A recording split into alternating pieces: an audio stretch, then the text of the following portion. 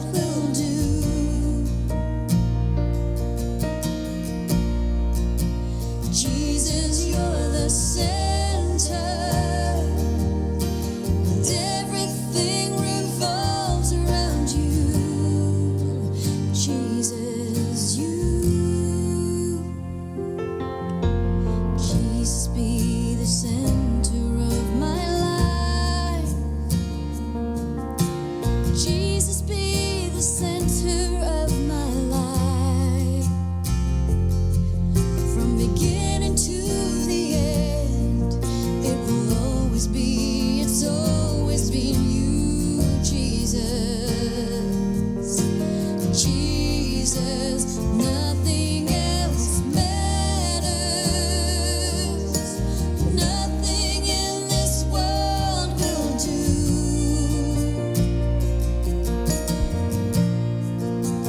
Jesus, you're the center. Everything revolves around you. Jesus, you. From my heart to the heavens, Jesus be the center. It's all about you.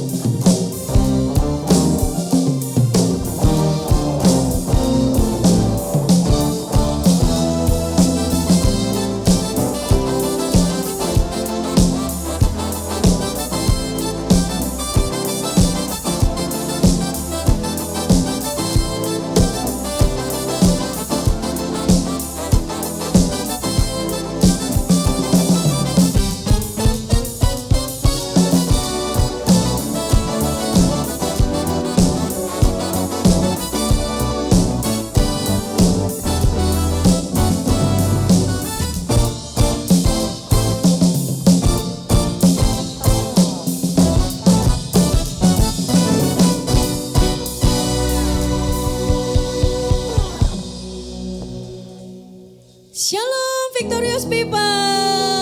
Puji Tuhan, bagaimana kabar kita semua pada pagi hari ini? Biarlah sukacita yang daripada Tuhan memenuhi hati kita dan hidup kita. Dan kita siap untuk beribadah sepanjang hari ini. Ada amin saudaraku? Kita berikan tepuk tangan bagi Tuhan kita Yesus. Baik yang onsite maupun yang online kami ucapkan shalom. Selamat beribadah dan menikmati hadirat Tuhan sepanjang ibadah ini. Yuk kita satukan hati kita dalam doa. Tuhan, hari ini kami meletakkan hidup kami, pikiran kami, jiwa raga kami di hadapan Engkau. Kami rindu membawa penyembahan yang terbaik. Kami rindu membawa pujian yang terbaik Tuhan. Satu-satunya Engkau yang kami andalkan di dalam hidup ini. Dan kami minta kepadamu Tuhan, biarlah perkenanan-Mu yang luar biasa itu Tuhan memenuhi hidup kami, memenuhi ruang hati kami. Dan ajar kami untuk bisa fokus Tuhan, hanya untuk mencari wajah-Mu. Biarlah waktu-waktu ke depan ini Bapa, kami terus ya Bapa di surga mengikuti arahan-Mu dan tuntunan-Mu. Karena kami percaya Engkaulah kekuatan kami, Engkaulah iman kami, Engkaulah perisai kami, Engkau segala-galanya buat kami. Terima kasih Tuhan Yesus, kami serahkan ibadah kami mulai dari awal, pertengahan sampai dengan akhirnya. Dalam nama Yesus kami berdoa dan bersyukur bersama kita katakan amin. Kita berikan tepuk tangan bagi Tuhan kita. Pujian ini mengatakan Bapak Ibu jemaat yang terkasih, bahwa hari-hari ini kita memerlukan Tuhan. Hanya Dia yang kita andalkan dalam kehidupan kita. Amin. Haleluya. Terima kasih Tuhan.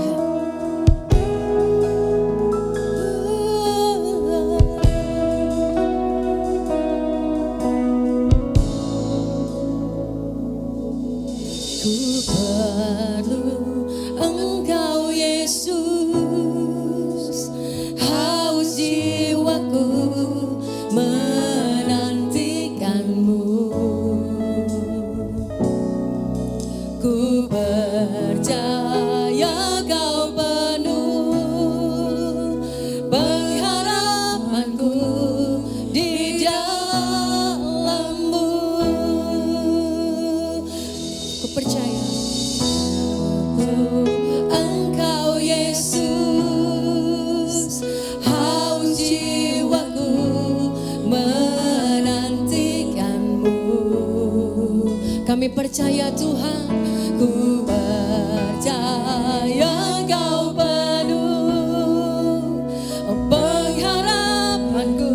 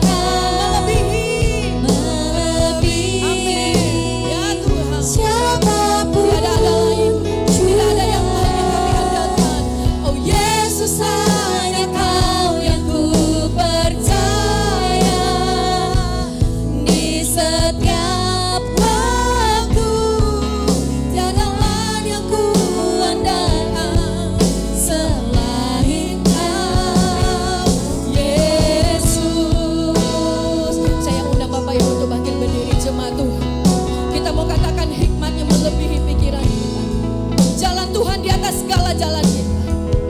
Haleluya. Oh, hikmat-Mu lebihi pikiranku. Jalan-Mu di atas segala jalanku. Yes. Tinggi dan dalamnya kasih-Mu, hanya Kau Yesus yang ku andalkan. Hikmat-Mu lebihi pikiranku. Jalan-Mu di atas segala jalanku. Tinggi dan dalamnya kasih-Mu, hanya Kau Yesus yang ku andalkan. Katakan Yesus, hanya Kau. Yesus, hanya Kau. Hanya Kau yang kami andalkan Tuhan. Lebih dari apapun juga. Yesus, hanya Kau yang kami percaya. Di setiap waktu tiada lain yang ku andalkan selain Kau Yesus. Oh Yesus, hanya Kau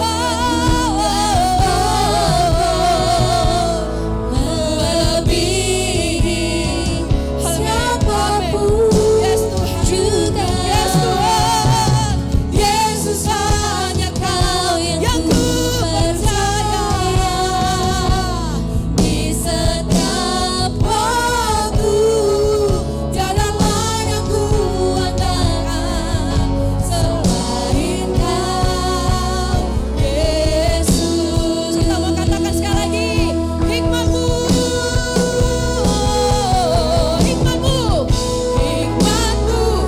lebihi pikiranku. Jalan-Mu Tuhan, di atas segala jalanku. Tinggi dan dalamnya kasih-Mu, hanya Kau Yesus yang ku andalkan. Sekali lagi katakan hikmat-Mu Tuhan. Hikmat-Mu lebihi pikiranku. Jalan-Mu di atas segala jalanku. Tinggi dan dalamnya kasih-Mu, hanya Kau Yesus yang ku andalkan. Mari jemaat saja katakan Yesus, Yesus.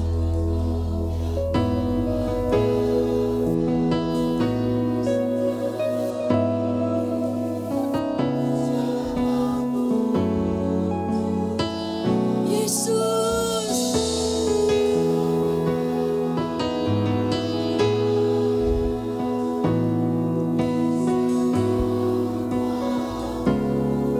Tiada lain selain Kau Yesus. Sekali lagi mari katakan Yesus, hanya Kau yang ku andalkan melebihi siapapun juga. Yesus, hanya Kau yang ku percaya. Di setiap waktu tiada lain yang ku andalkan selain. Sekali lagi mari katakan Yesus. Mari imani Tuhan. Mari imani, mari imani, mari imani.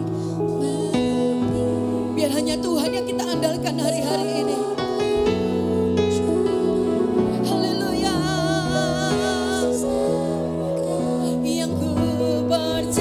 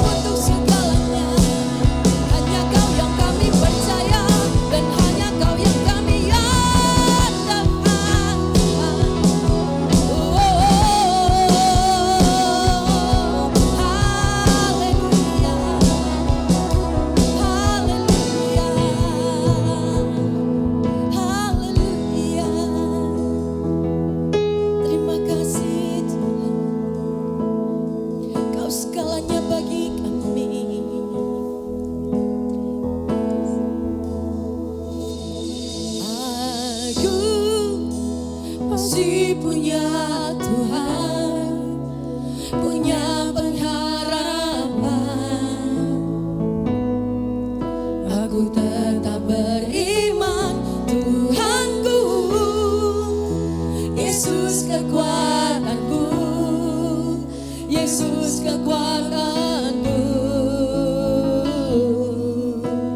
Aku masih punya Tuhan. Aku masih punya Tuhan, punya pengharapan. Katakan, aku tetap beriman, aku tetap beriman, Tuhanku, Yesus kekuatanku, Yesus kekuatanku. Aku masih punya Tuhan. Katakan, aku ya masih punya Tuhan, punya pengharapan. Kami masih punya iman, Tuhan. Aku tetap beriman, Tuhanku, Yesus kekuatanku, Yesus kekuatanku. Aku masih punya Tuhan. Aku tetap percaya, tetap percaya. Kau pembuat mukjizat, Kau pembuat mukjizat di hidupku.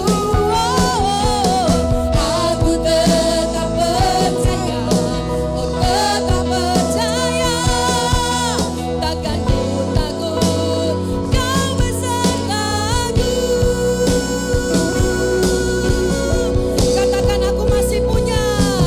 Aku masih punya Tuhan. Amin.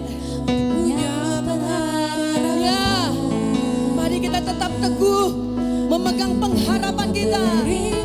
Tuhanku, Yesus kekuatanku, Yesus kekuatanku. Aku masih punya Tuhan. Aku katakan, aku masih punya Tuhan, punya pengharapan. Aku tetap beriman, Tuhanku, ya Yesus kekuatanku, Yesus kekuatanku. Aku masih punya Tuhan. Mari katakan, aku masih punya Tuhan. Aku masih punya Tuhan.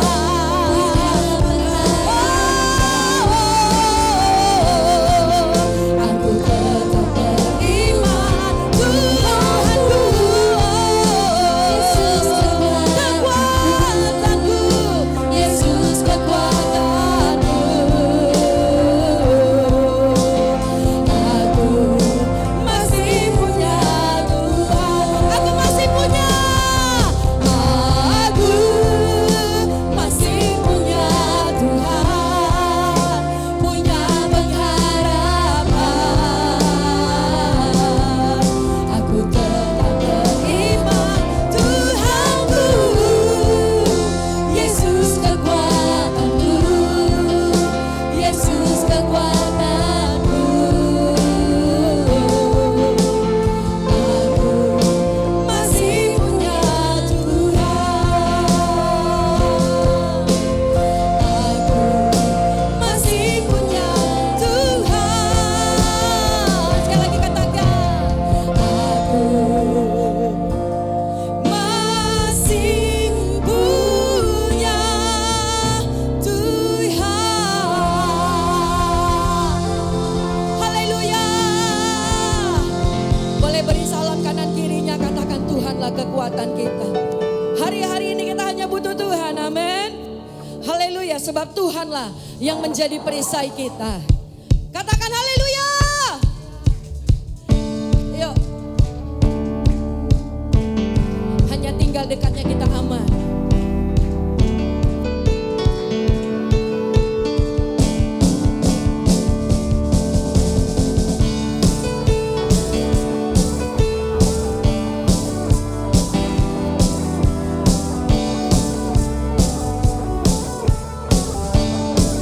Yuk sama-sama katakan, tinggal dekatmu ku aman, hidup dalammu ku menang.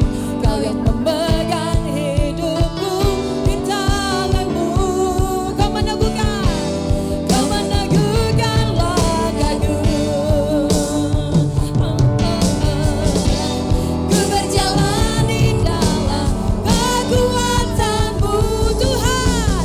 Tuhan kau perisaiku. Lewati badai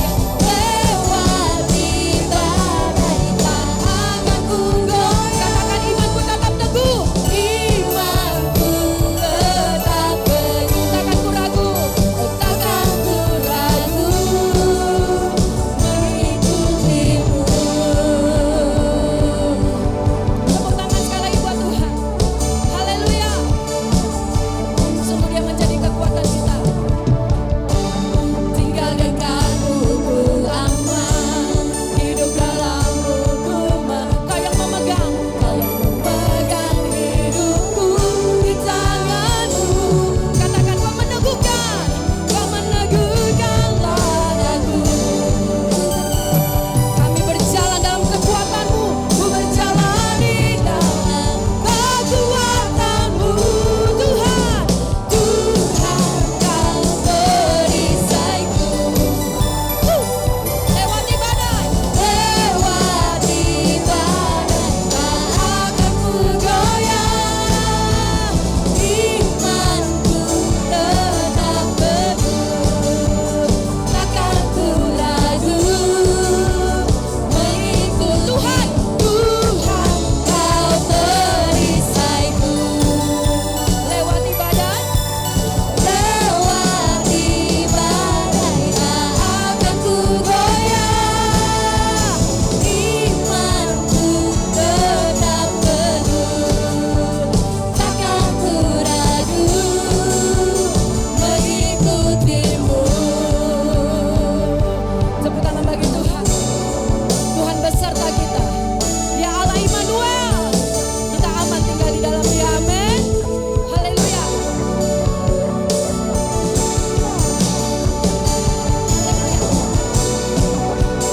Terima kasih Tuhan. Kau menenangkan langkahku. Kau meneguhkan langkahku. Ku berjalan di dalam kekuatanmu Tuhan. Tuhan kau perisaiku. Haleluya. Lewati badai tak akan ku goyah. Imanku tetap teguh, takkan ku ragu. Sekali lagi ya, coba Tuhan katakan, Tuhan kau perisaiku. Lewati badai tak akan ku goyah. Imanku tetap teguh, takkan ku ragu mengikutimu. Takkan ku ragu mengikutimu.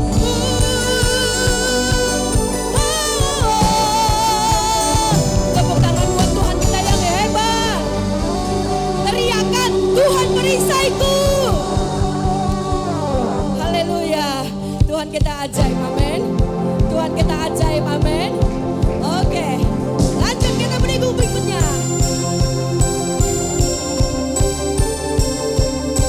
Katakan,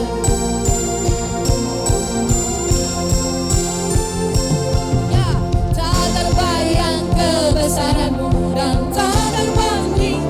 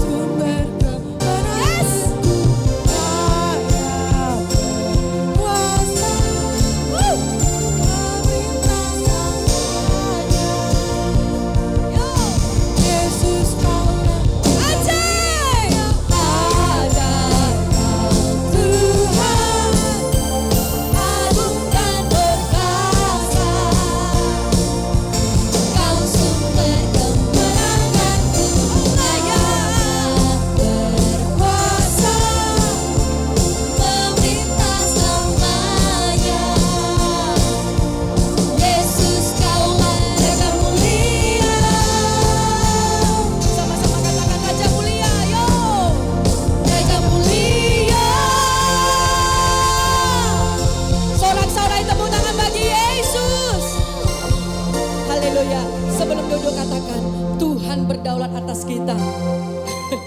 Silakan duduk Bapak Ibu terkasih jemaat Tuhan. Shalom semuanya. Senang sekali kembali kita boleh berkumpul di rumah Tuhan pada pagi hari ini. Sebentar lagi kita akan memberi persembahan. Di bangku Bapak Ibu telah tersedia amplop. Silakan menyiapkan persembahan yang terbaik. Dan mungkin bagi saudara-saudara yang mengikuti secara online, di layar juga telah ditampilkan QR code. Bagi yang mau memberi persembahan silakan. Mari kita siapkan hati, saya jemput undang bangkit berdiri, kita akan berdoa. Bapak, terima kasih Tuhan, kami bersyukur untuk kebaikan-Mu, untuk semua berkat yang boleh kami alami Tuhan, untuk pemeliharaan-Mu, untuk kesehatan yang Kau berikan pada setiap kami Tuhan. Terima kasih Bapak, kalau sebentar juga Tuhan kami akan mendengarkan sebagian dari firman-Mu Tuhan. Engkau urapi Tuhan, hamba-Mu Tuhan yang Engkau pakai untuk menyampaikan isi hati-Mu Tuhan. Kau urapi Pastor Alto Tuhan, Kau pakai dia secara luar biasa Tuhan. Biarlah setiap pesan yang Kau sampaikan Tuhan melalui hamba-Mu ini Tuhan dapat kami mengerti dengan gampang dan kami boleh aplikasikan dalam kehidupan kami sehari-hari Tuhan. Terima kasih Bapak, kalau sebentar juga Tuhan kami akan memberikan persembahan kami Tuhan. Kiranya Tuhan sucikan, kuduskan persembahan kami Tuhan. Biarlah persembahan ini Tuhan dapat Engkau pakai untuk menopang pelayanan di tempat ini Tuhan. Tuhan berkati setiap tangan-tangan yang telah memberi dengan berkat-Mu berkali-kali lipat ganda. Hanya di dalam nama Tuhan Yesus kami telah berdoa dan mengucap syukur. Haleluya, amin. Selamat memberi, Tuhan Yesus memberkati.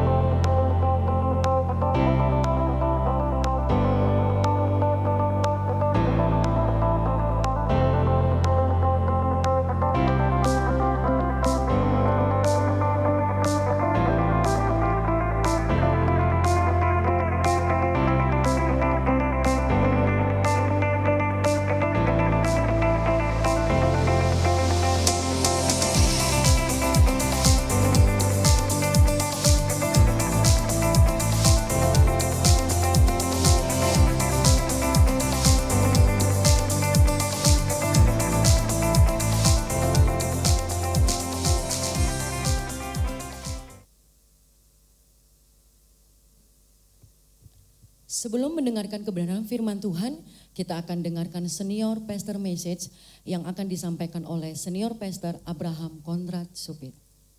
Puji Tuhan, Victorious People, saya senang berjumpa kekasih Tuhan dimanapun Anda berada. Saat ini berbicara mengalahkan siasat iblis. Kita tahu iblis dengan segala macam cara dia ingin apa yang didambakan, rindukan, digenapkan, khususnya bagi kehidupan kekasih Tuhan. Firman Tuhan katakan Yohanes 10 ayat 10a, sepencuri datang hanya untuk membunuh dan membinasakan. Itulah target goal dari si iblis.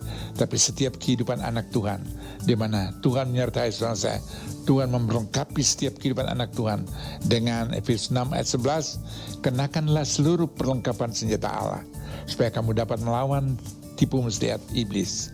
Kita tahu iblis dengan segala macam tipu muslihat, tapi hikmat marifat surgawi yang Tuhan nyatakan dalam kehidupan saudara saya. Oleh karena itu tetap pegang firman Tuhan.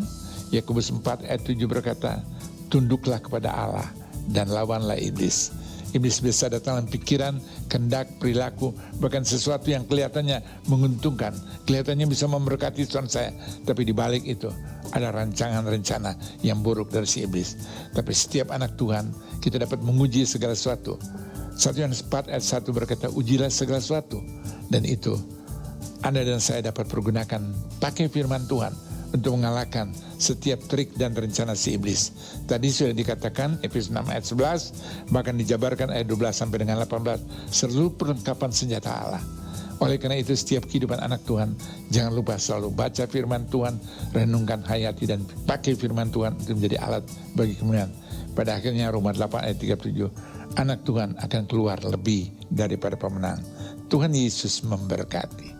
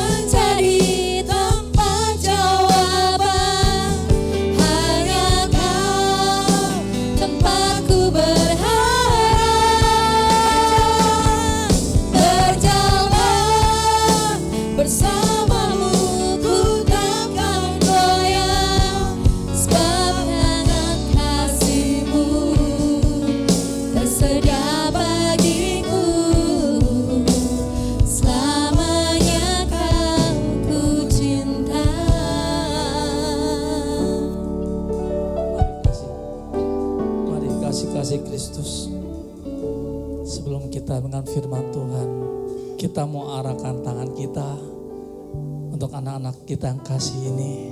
Kita topang mereka terus dalam doa. Bapa yang kasih, ini anak-anak-Mu Tuhan, kami serahkan mereka ke dalam tangan-Mu. Kalau sebentar mereka akan mengikuti bergabung di gereja anak Tuhan. Sebelum itu kami berdoa, kami satukan hati kami Tuhan. Bila pengurapan Allah di tempat maha tinggi, turun tercurah mengurapi mereka Tuhan satu persatu. Dengan urapan yang dahsyat daripadamu Tuhan, hikmat yang daripadamu turun tercurah atas mereka. Hingga mereka sungguh-sungguh mengerti setiap firman yang ditaburkan oleh pembina. Sehingga lewat firman-Mu Tuhan, ini sungguh-sungguh menjadi bekal dalam kehidupan mereka. Hingga menuntun mereka Tuhan menjadi anak-anak yang tumbuh takut akan Kau Tuhan. Mereka sungguh-sungguh Tuhan bertumbuh menjadi anak yang luar biasa. Kami percaya masa muda mereka Tuhan, masa muda yang gilang gemilang Kau pakai dengan luar biasa. Dan orang di luar sana sungguh akan terheranan melihat mereka dipakai dengan dahsyat Tuhan, menjadi alat-Mu untuk kemuliaan-Mu Tuhan. Sejak usia dini ini mereka juga Tuhan menjadi generasi yang sungguh-sungguh berani berkata tidak di luar firman-Mu Tuhan. Kami percaya di akhir zaman ini iblis berbagai cara berusaha Tuhan untuk menghancurkan anak-anak-Mu Tuhan. Tapi satu hal kami percaya, dengan dukungan, dengan doa dan kekuatan doa yang sanggup menghancurkan kuasa iblis, sehingga ada perlindungan kuasa darah Yesus Kristus yang mengagari mereka Tuhan. Hingga mereka menjadi anak-anak Tuhan yang tumbuh di atas rata-rata. Di atas rata-rata Tuhan, nama-Mu dipermuliakan. Kami juga menyerahkan Bapak pembina yang ada, berikan hikmat daripada-Mu. Hingga mereka boleh mengajarkan kebenaran isi hati-Mu Tuhan. Kami serahkan mereka Bapa untuk bergabung di gereja anak kami, lepaskan dalam nama Tuhan kami Yesus Kristus. Kami berdoa ucap syukur, haleluya, amin. Hanya Kau yang menjadi tempat jawaban. Hanya Kau tempatku berharap. Berjalan bersama-Mu ku takkan goyah. Sebab tangan kasih-Mu tersedia bagiku. Selamanya Kau ku cinta. Katakan hanya Kau yang menjadi tempat jawaban. Hanya Kau tempatku berharap. Berjalan bersama-Mu ku takkan goyah. Sebab tangan kasih-Mu tersedia bagiku. Selamanya Kau ku cinta. Selamanya Kau ku cinta. Selamanya Kau ku cinta. Dengan kemuliaan bagi nama Tuhan. Kami berterima kasih Tuhan sebab tangan-Mu selalu terulur kepada kami, memegang kami, menolong kami, bahkan membawa kami kepada hadirat-Mu. Tuhan, pada siang hari ini kami mempersilahkan Engkau untuk bawa kami ke tempat yang memang Kau kehendaki Tuhan. Di mana di tempat tersebut kami bisa bersekutu bebas dengan Roh-Mu Tuhan di dalam Kau. Kami menikmati hadirat-Mu senantiasa, kami menikmati pemeliharaan Tuhan. Bahkan kalau sebentar kami hendak mendengarkan firman-Mu Tuhan, berikan hikmat kepada kami Tuhan, sehingga kami mengerti benar apa yang Engkau katakan kepada kami secara pribadi. Berkati dan urapi telinga kami, hati kami ketika kami menerima firman Tuhan. Karena kami percaya setiap perkataan yang keluar dari mulut-Mu Tuhan itu berkuasa atas setiap hidup kami. Bahkan itu menjadi benih yang unggul, yang siap tertanam dalam hati kami.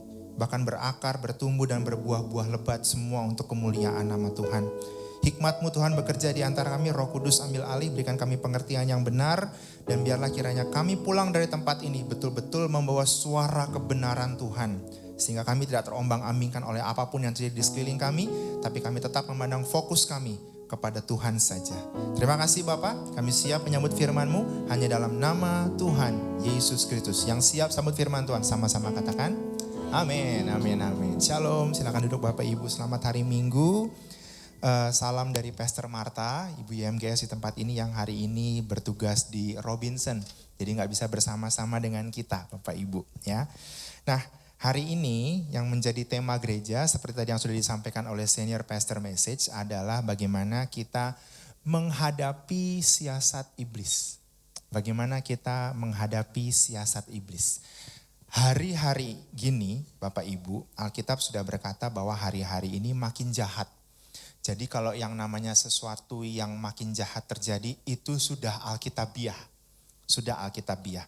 Apakah bisa kita eliminasi? Kalau kita berpegang sama Alkitab sulit untuk dieliminasi karena akan muncul terus. Nah, bagaimana posisi kita sebagai orang percaya, sebagai anak-anak Tuhan menghadapi itu semua? Karena sampai kapanpun kita akan eliminasi dengan cara apapun itu akan tetap ada. Godaan-godaan, tantangan-tantangan, segala sesuatu yang memang sifatnya jahat.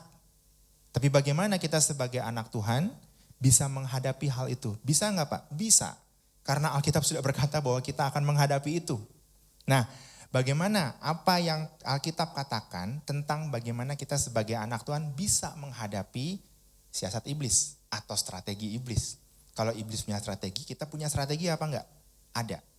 Tapi kita lihat dulu. Penjabaran Alkitab mengenai yang namanya siasat iblis. By the way, sharing saya hari ini akan saya beri judul berdiri tegak. Karena yang dibutuhkan untuk menghadapi iblis, sikap dari kita adalah berdiri tegak. Berdiri tegak. Right, kita buka dulu.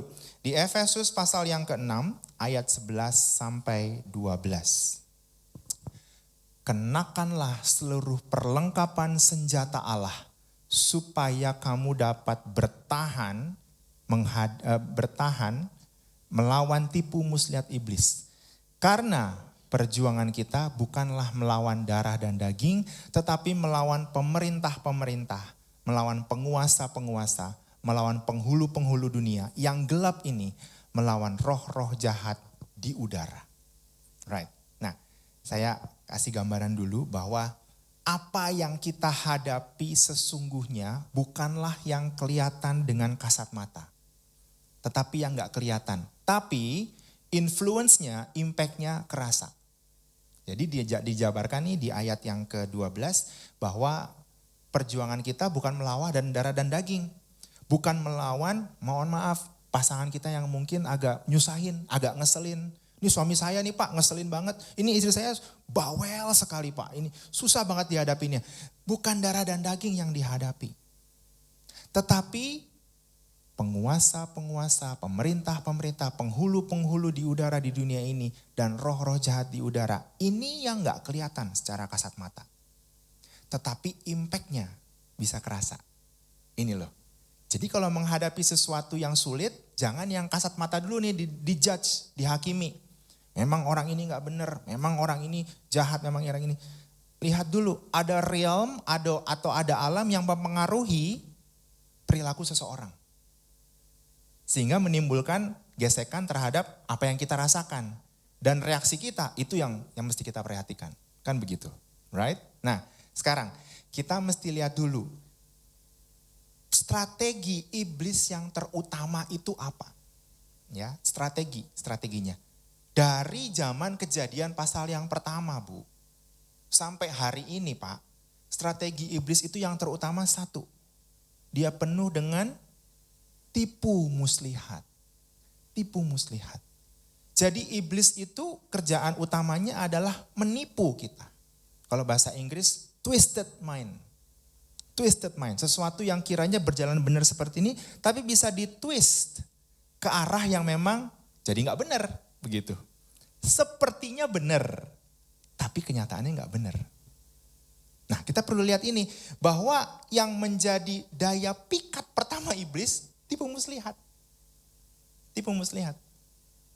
Saudara, kalau film horor Indonesia, itu kan digambarkan bahwa sosok iblis itu yang mengerikan begitu ya. Mengerikan, yang tampangnya udah gak karu-karuan gitu kan. Penampilannya udah benar-benar gelap kan. Horor banget begitu kan. Kalau begitu kita gampang, itu iblis. Tapi kalau tipe muslihat, bisa perawakannya cakep banget. Bisa perawakannya oke banget. Betul. Tapi dibalik itu, nah ini menipu. Menipu. Saudara, saya berdiskusi sama Pastor Martha semalam. Ini kebetulan kita khotbahnya dengan tema yang sama. Satu di Robinson, satu di Karawaci kan begitu. Jadi kita tukar pikiran gitu kan. Kalau lihat awalnya keberadaan iblis itu adalah malaikat yang jatuh dari surga. Right? Ada 3 nih malaikat yang kita kenal. Ya kan? Ada Gabriel, Mikael, Lucifer. Right? Lucifer. Nah Lucifer ini tugasnya satu pada waktu itu. Dia adalah panglima penyembahan di sorga. Jadi tugas dia adalah memimpin penyembahan kepada Tuhan. But something happened. Kenapa? Karena dia mau menyaingi posisi Allah Bapa, posisi Tuhan. Jadi sebenarnya dia yang memuji, dia pengen dipuji. Oh perawakannya bagus. Bagus. Tapi karena dia pengen dipuji, karena emang perawakannya bagus, jatuhlah dia ke dalam dosa. Dan pada akhirnya jatuh. Ketika dia jatuh, dia membawa 1/3 surga. Hilang tuh populasi 1/3 surga dibawa. Tapi perawakan Lucifer gak ada cacatnya. Nah kalau mau lihat, mikir gitu ya, perawakan iblis kayak gimana, itu oke. Nggak nyeremin kayak film horor gitu. Enggak. Kalau gitu kita tahu banget gitu kan, wah ini iblis nih. Jangan deket-deket lah, bahaya gitu kan. Ini something nice. Something nice. Begitu, something nice. Nah, ketika dia menekankan tipu muslihat kepada kita, bukan cuma tipu muslihat Bapak Ibu. Ada tujuan akhirnya. Ada goal akhirnya, ada tujuan utamanya. Apa tujuan utamanya? Sekarang kita buka Yohanes 10 ayat yang ke-10. Dari tipu muslihat, mau kemana tujuannya ini? Pencuri datang hanya untuk mencuri, membunuh, membinasakan. Ini karakter iblis. Sebelum saya lanjutkan ya, ini karakter iblis. Jadi pertama mencuri perhatian kita, fokus kita dicuri. Yang tadinya pada kebenaran, twisted mind. Jadi yang tadinya benar, tiba-tiba ditwist, terus kita menjalankan, kita pikir benar, nggak taunya salah. Fokus kita diambil. Lalu kemudian apa? Perlahan-lahan kita dibunuh. Kita dimatikan. Dan ujungnya adalah binasa. Udah gak ada lagi kita. Gak eksis. Binasa. Kemana binasanya? Bareng-bareng sama dia. Gitu. Bareng-bareng sama dia. Di hari akhir akan ada penghakiman. Betul? The judgment day, right? Siapa yang memang layak masuk ke dalam surga akan dibilang, sabaslah hambaku yang setia, masuk ke dalam kebahagiaan Tuhanmu. Kalau enggak, aku enggak kenal kamu, masuk ke dalam kebinasaan kekal. Ini, hati-hati. Tipu muslihat iblis ujung-ujungnya akan membuat kita binasa. Nah, on the contrary, sebaliknya, apa yang Tuhan kerjakan? Aku datang, Tuhan datang, Kristus datang untuk supaya mereka manusia, kita orang percaya mempunyai hidup. Kita gak binasa. Hidup. Dan mempunyainya dalam segala kelimpahan. Hidup kita bukan cuma sekedar bernafas, tarik napas, buang napas, bangun tidur, makan pagi, pergi kerja, pulang terima gaji, begitu terus. No, dalam segala kelimpahan. Hidup kita punya makna, berarti.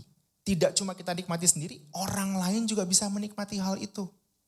Itu tujuan Kristus. Kita gak binasa, tapi kita hidup. Dan hidup kita punya makna.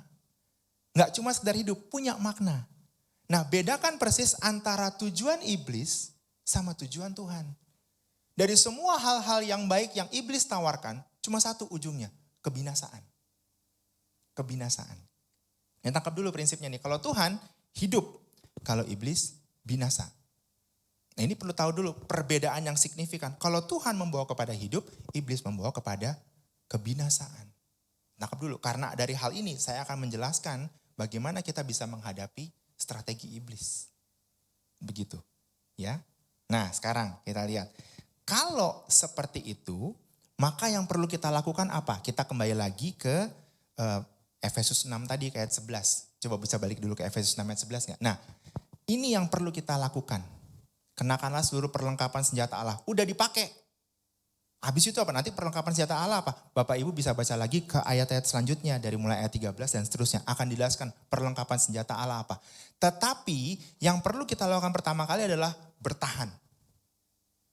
Bertahan itu penjelasannya stand against. Berdiri tegak menghadapi pihak yang dilawan. Dia cuma bukan berdiri tegak membelakangi lawan kita. No. Berdiri tegak menghadapi. Jadi segala macam tipu muslihat yang diarahkan kepada kita, kita hadapin. Berdiri tegak. Berdiri tegak. Berdiri tegak. Kunci yang harus kita pelajari hari ini adalah bagaimana kita berdiri tegak. Memang kita pakai perlengkapan senjata Allah, tapi kuncinya adalah kita mesti berdiri tegak. Berdiri tegak. Nah, pengertian berdiri tegak ini, pengertian makna rohaninya apa? Nah, ini yang saya mau jelaskan kepada Bapak Ibu sekalian. Supaya kita tahu cara menghadapinya adalah dengan cara ini. Berdiri tegak. What is stand against? What is standing firm? Apa itu artinya berdiri tegak? Setidaknya ada 3 hal yang mau saya sampaikan kepada Bapak Ibu semua mengenai berdiri tegak menghadapi siasat iblis. Yang pertama, kita mesti berdiri tegak adalah kita mesti tahu siapa yang nopang kita.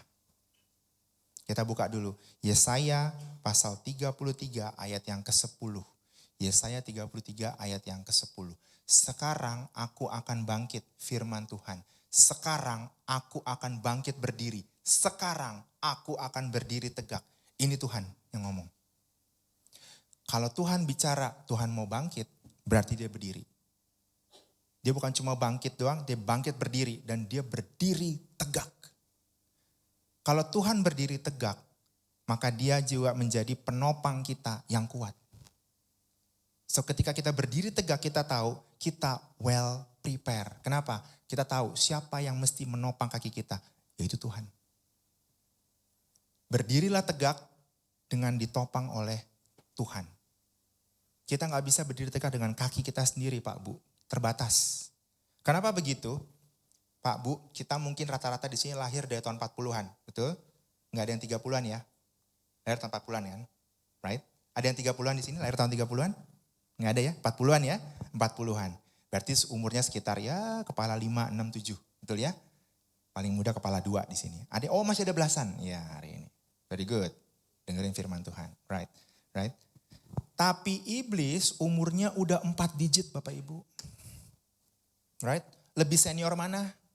Nah itu kan, kalau kita bilang saya udah senior Pak, udah 80 tahun. Puji Tuhan, tapi menghadapi tantangan iblis, dia 4 digit umurnya Pak, Bu. Kita baru 2 digit. Anda dapat kemurahan 3 digit di sini? Belum ada ya.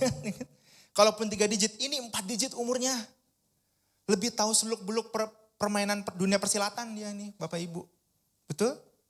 Nah kalau kita bertahan sama kaki kita sendiri, menghadapi yang lebih senior, kelasnya udah kelas berat mungkin.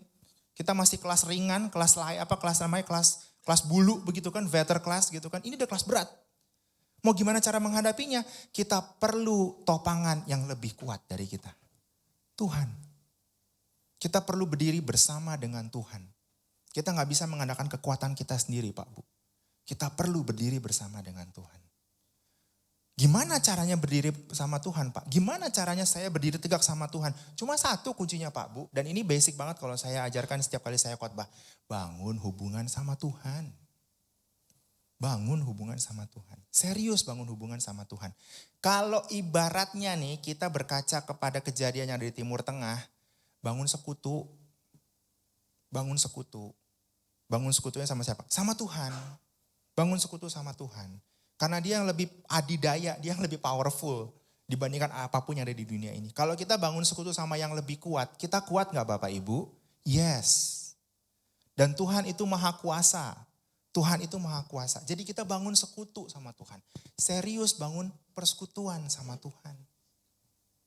Caranya gimana? Baca Alkitab. Right? Baca Alkitab, berdoa sama Tuhan. Betul-betul menggantungkan pengharapan kita sama Tuhan. Right? kita punya banyak waktu untuk bangun persekutuan dengan Tuhan Bapak Ibu. Ya, dulu saya punya temen gitu bilang sama saya, gue sibuk banget nih tuh. Masa iya? Sesibuk apa sih lo?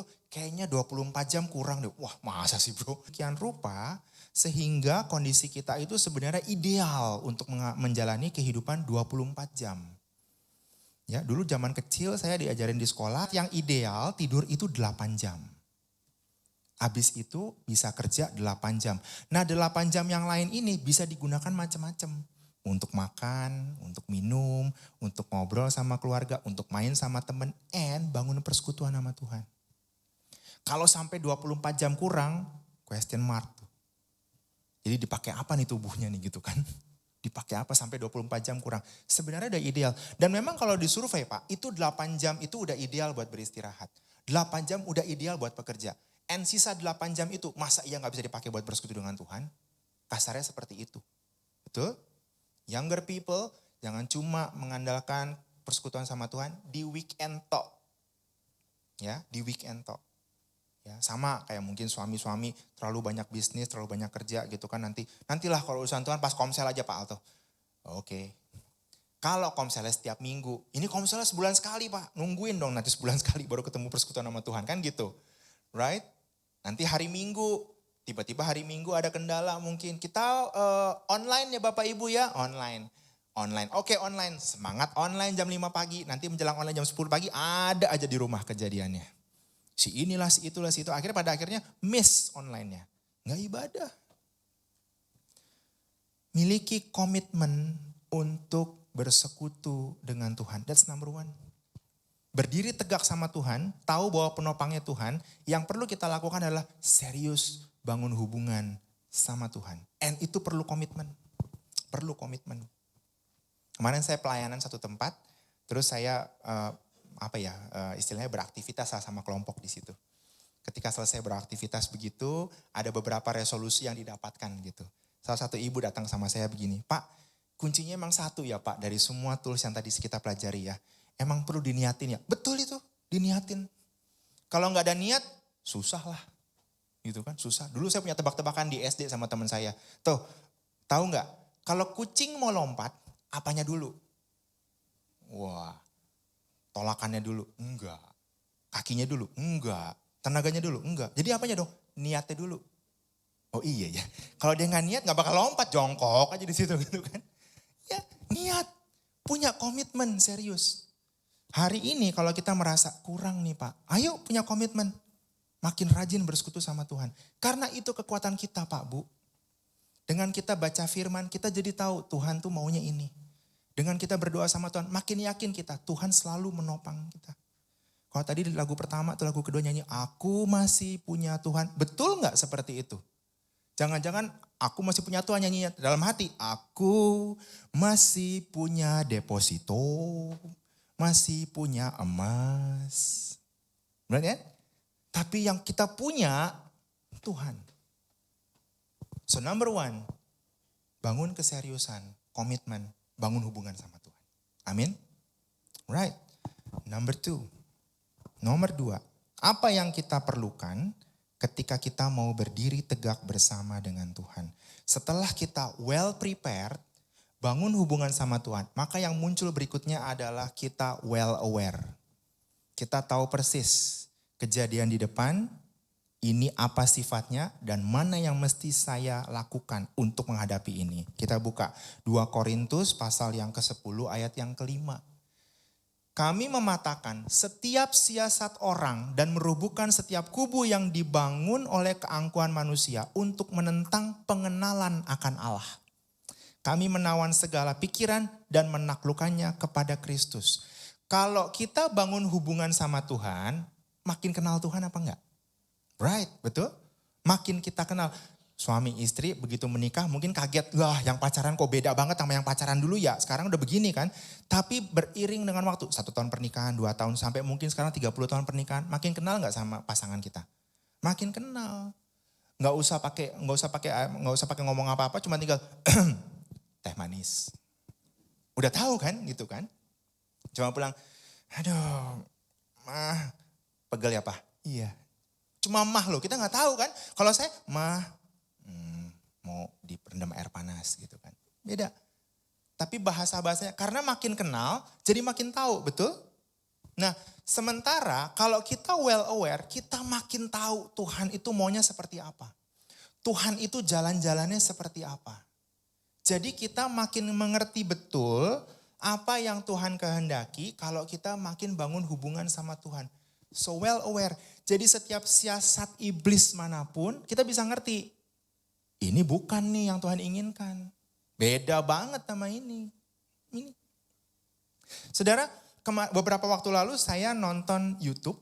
Saya menyaksikan khotbah dari sebuah pendeta yang pengertiannya bagus banget kalau menurut saya. Jadi begini, kita itu ada, kita ini terdiri dari roh, jiwa, tubuh. Betul ya? Roh, jiwa, tubuh. Ya, pertanyaan saya pertama, ketika kita diciptakan nih dari debu dan tanah, debu dan tanahnya itu kita masih debu dan tanah, udah hidup belum? Udah hidup belum? Belum, right? Kapan kita hidupnya? Dihembuskan nafasnya, betul? Ketika menghembuskan nafas itu artinya Tuhan memberikan rohnya ke dalam kita. Baru kita hidup. Jadi yang menghidupkan tubuh atau roh? Roh. Jadi pada hakikatnya kita itu roh apa tubuh? Nah, pada hakikatnya kita roh apa tubuh? Roh. Betul? Kalau kita mati, tubuh dikubur, betul? Tubuh di stay di situ enggak? Betul? Tapi kalau misalnya kita hidup dalam kekekalan, yang pergi tubuhnya atau rohnya? Rohnya, berarti kita roh dong. Jadi valid enggak kalau saya bilang Alto itu roh? Right? Valid enggak? Valid dong, betul? Nah, karena kita tinggal dalam tubuh ini pasti punya rasa, betul? Dingin, panas, lapar, kenyang, betul? Pengen marah, sabar-sabar aja, betul? Karena kita tinggal dalam tubuh, betul? Inilah yang disebut sebagai jiwa. Jiwa itu terdiri dari pikiran, perasaan, kehendak. Pikiran, perasaan, kehendak. Karena kita dalam tubuh, maka timbul rasa lapar. Rasa lapar, pengen makan, betul? Pikirannya lapar nih, belum makan. Terus rasanya lapar. Habis itu kehendaknya nasi goreng, nasi campur, lapciong, dan segala macam teman-temannya, kan begitu kan? Munculnya itu di jiwa, bukan di roh. Bukan di roh, itu di jiwa. Dan itu mempengaruhi metabolisme tubuh kita. Makanya mohon maaf, ada yang melar ke kiri dan ke kanan, mengembang ke kiri dan ke kanan, begitu ya. Ada yang tinggi karena makan bambu, kan begitu. Right? Itu jiwa kita. Right? Jiwa kita.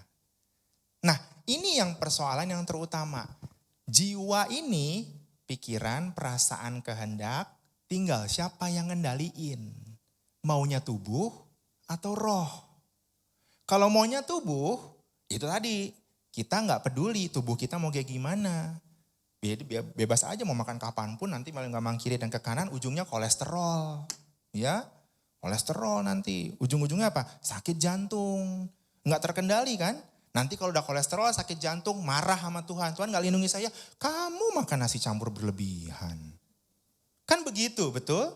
Kalau roh yang mengendalikan kita, ada pengendalian diri nggak? Stop, Pak, stop. Tadi siang udah lo lapciong, jangan lagi nih. Cuma sedikit mah. Samcan, kapan lagi gitu kan. Udah samcan pulang, ada yang ngajakin, mau duren kok? Waduh duren mah gitu kan. Tapi kalau nggak dikendaliin Pak, tubuh yang ngendaliin berantakan.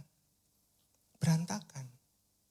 Maka perlu kita memberikan makanan yang pas nih untuk roh.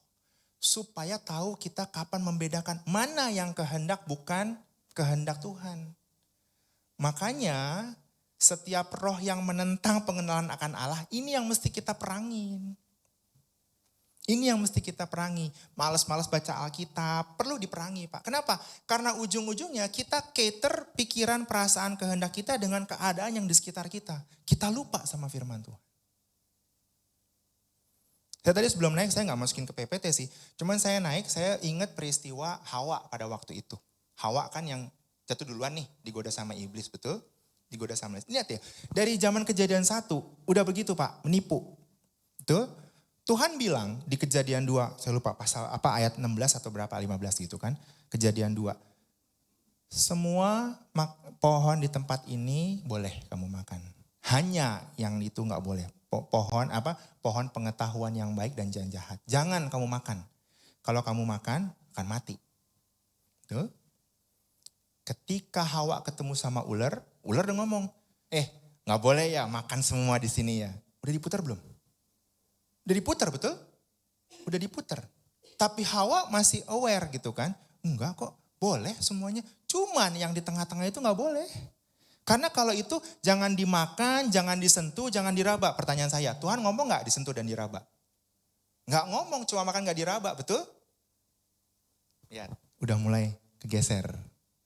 Tuhan cuma bilang jangan dimakan, ini bilang jangan disentuh, jangan diraba. Tuhan nggak ngomong kok disentuh, diraba. Cuma jangan dimakan. Kalau makan kamu mati. Habis itu ditwist lagi, bukan begitu maksudnya.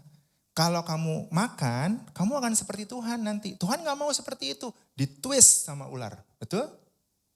Hawa polos-polos aja. Begitu ya? Masa sih? Berarti ada kepengenan tuh. Emang cuma Tuhan doang yang boleh dipandang seperti itu? Aku gak boleh dipandang seperti Tuhan. Nyoba Nyoba gak akhirnya? That's it, udah twisted mind. Padahal Bapak Ibu saya jelaskan.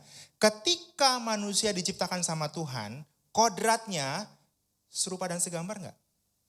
Nah, kenapa pengen mirip sama Tuhan? Udah serupa dan segambar dengan Tuhan kok. Kenapa masih pengen? Ditwisted sama iblis. Ini yang bahaya. Ditwisted sama iblis.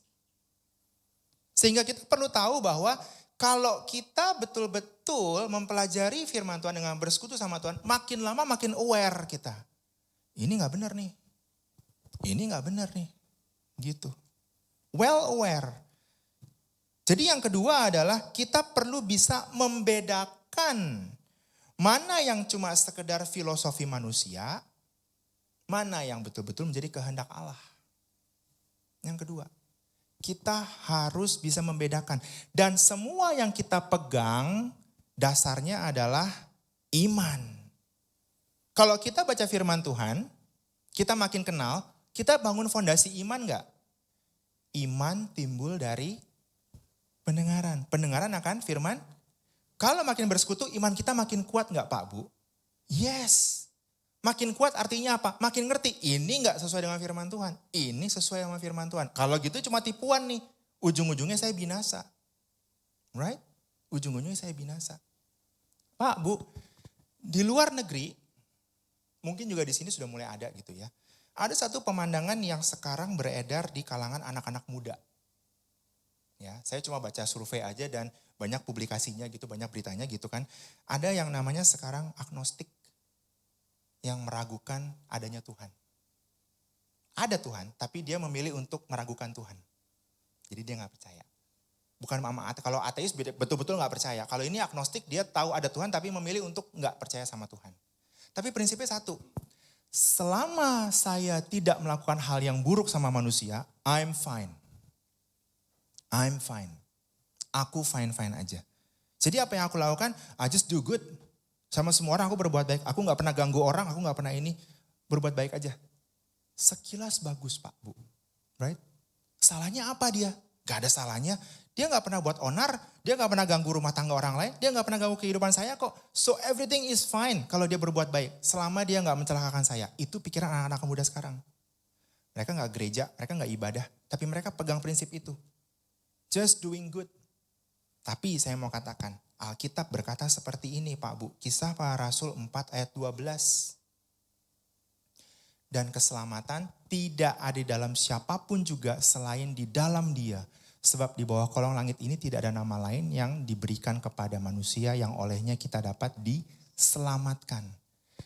Kalau tidak di dalam Kristus, maka ujungnya kita tidak selamat. Alias binasa. Balik lagi prinsipnya. Kerjaan siapa itu binasa? Iblis. So kalau doing deeds, good deeds gitu kan. Is it enough? Kalau berdasarkan firman ini. Kalau orang gak percaya sama Kristus. Nihil Pak. Nihil.